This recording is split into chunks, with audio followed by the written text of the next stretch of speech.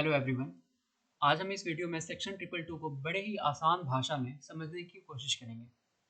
222 का बेसिक फंडा ये है कि आप चाह रहे थे बटर पनीर बनाना, लेकिन बटर ही नहीं मिला तो बना दिया आपने कढ़ाई पनीर।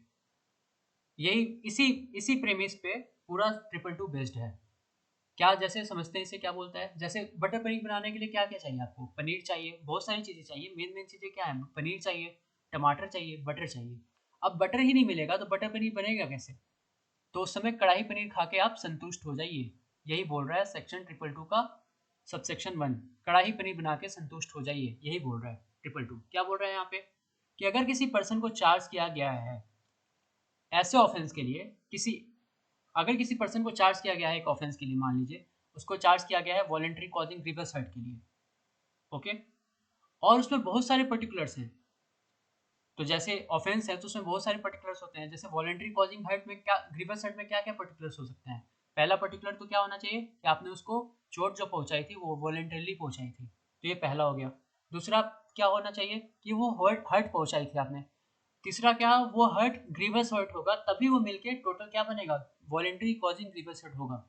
तो यहाँ क्या बोल रहा है कि अगर किसी पर्सन को चार्ज किया गया था किसी ऑफेंस के लिए वॉलंटरी कॉजिंग ग्रीवियस हर्ट के लिए, मान लीजिए उसमें बहुत सारे पर्टिकुलर्स हैं, 3 या 3 से ज़्यादा, 2 या 2 से ज़्यादा है, बहुत सारे पर्टिकुलर्स हैं। उनका किसी किसी किसी एक या किसी दो का ही कॉम्बिनेशन क्या दिखाता है? वो खुद में एक माइनर ऑफेंस बन जाता है। मतलब वॉलेंट्री और हर्ट का कॉम्बिनेशन क्या बन जाएगा? Voluntary causing hurt. तो ये अलग अपराध है, एक कंप्लीट माइनर ऑफेंस है। वॉलेंटरली हर्ट करना एक कंप्लीट माइनर ऑफेंस है। और ये कॉम्बिनेशन प्रूव हो गया है, ये कॉम्बिनेशन प्रूव हो गया है, और ये कॉम्बिनेशन प्रूव हो गया है, लेकिन बाकी के पर्टिकुलर्स प्रूव नहीं हुए हैं। बाकी का पर्टिकुलर्स क्या था यहाँ पे? वो ग्रीवियस हर्ट नहीं था, ये नहीं प्रूव हो पाया है। तो उसको माइनर ऑफेंस के लिए कन्विक्ट किया जा सकता है। मतलब वॉलेंटरी कॉजिंग हर्ट के लिए कन्विक्ट किया जा सकता है, भले ही उसको चार्ज नहीं किया गया था। भले ही उसको चार्ज किया गया था वॉलेंटरी कॉजिंग ग्रीवियस हर्ट के लिए, लेकिन फिर भी उसको वॉलेंटरी कॉजिंग हर्ट के लिए सजा दी जा सकती है, कन्विक्ट किया जा सकता है। यही बोल रहा है सिंपल सा। मतलब इसी से पनीर वाले से रिलेट करें, आप चाह रहे थे बटर पनीर बनाना, बटर ही नहीं मिला, मतलब ये वाली चीज़ें प्रूफ नहीं हुई, बाकी ये चीज़ें आ गई हैं, तो आप कढ़ाई पनीर बना दो उसको। भले ही आपका उद्देश्य क्या था बनाने का? बटर पनीर बनाने का उद्देश्य था। यही सिंपल सी बात बोल रहा है। अब देखिए यहाँ पे एक और मतलब समझ लीजिए, क्या बोल रहा है यहाँ पे कि उसको भले ही उसके लिए चार्ज नहीं किया गया था।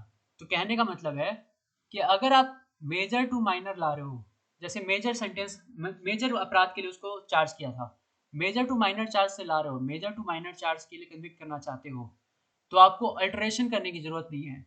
चार्ज में अल्टरेशन करने की जरूरत नहीं है, मतलब कोर्ट में एप्लीकेशन लाने की जरूरत नहीं है कि उसको इस छोटे से अपराध के लिए, छोटे से गुनाह के लिए सजा दे दो। उसके लिए अल्टरेशन लाने की जरूरत नहीं है। सेक्शन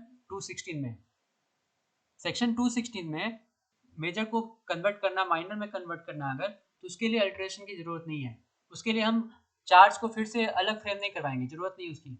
बड़े वाले में छोटा वाला इंक्लूडेड है, यही बोलता है 222 का फर्स्ट।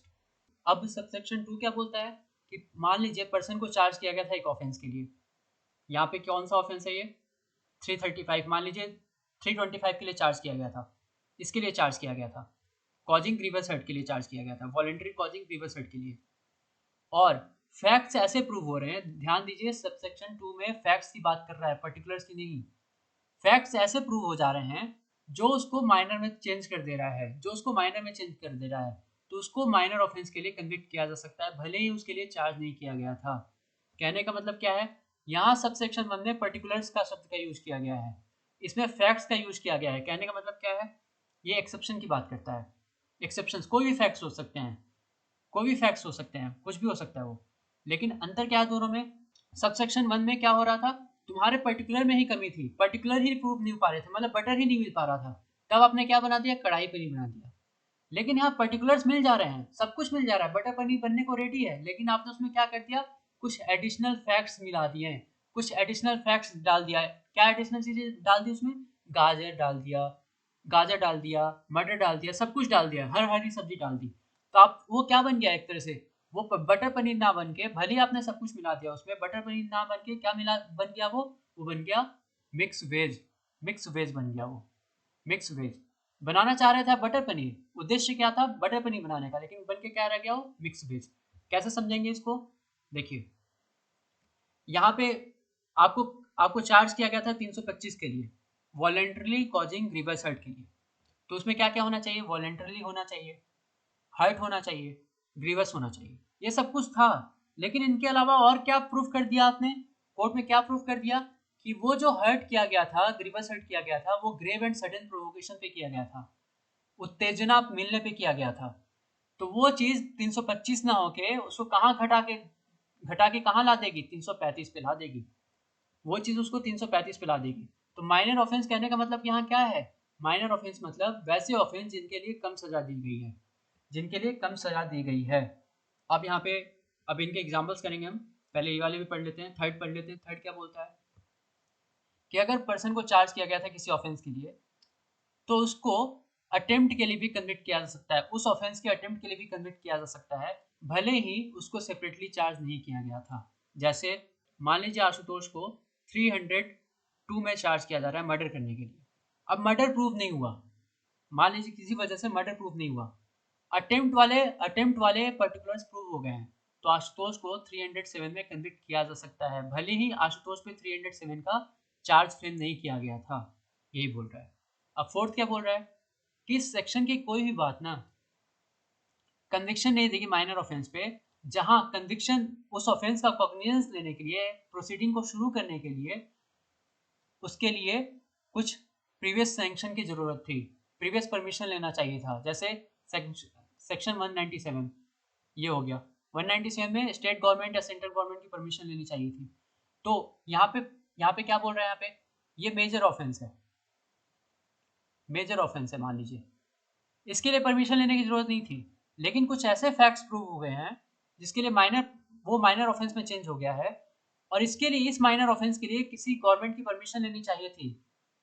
तो उस केस में बिना परमिशन लिए प्रोसीडिंग्स को जारी नहीं रखा जाएगा, उस पर कन्विक्शन नहीं दिया जाएगा माइनर ऑफेंस में, उस केस में माइनर ऑफेंस पे कन्विक्शन नहीं दिया जाएगा। अब आ जाते हैं इसके इलस्ट्रेशन ए पे। तो ये बेस्ड है ट्रिपल टू के 1 पे, ट्रिपल टू के 1 पे क्या बोलता है यहाँ पे, ए को चार्ज किया गया था सेक्शन 407 में, CBT criminal breach of trust under section 407। इतना समझ गए आप, ओके। किसके रिस्पेक्ट में, जो उस प्रॉपर्टी इंटरेस्ट की गई थी उस आदमी को, इंसान को कैरियर के रूप में, तो 407 कैरियर के रूप में पनिश करता है। तो 407 के पर्टिकुलर्स क्या क्या है, इंटरेस्टमेंट होनी चाहिए, डिसऑनेस्ट मिस अप्रोप्रिएशन होना चाहिए, और कैरियर भी होना चाहिए, वो आदमी कैरियर भी होना चाहिए, तभी 407 में कन्विक्ट करेंगे। लेकिन ये क्या लग रहा है कि उसने क्रिमिनल ब्रीच ऑफ ट्रस्ट तो किया है, उसने क्रिमिनल ब्रीच ऑफ ट्रस्ट किया, मतलब इंटरेस्टमेंट था और डिसऑनेस्ट मिस अप्रोप्रिएशन था, लेकिन उसको इंटरेस्टमेंट कैरियर के रूप में नहीं किया गया था, मतलब वो कैरियर नहीं था।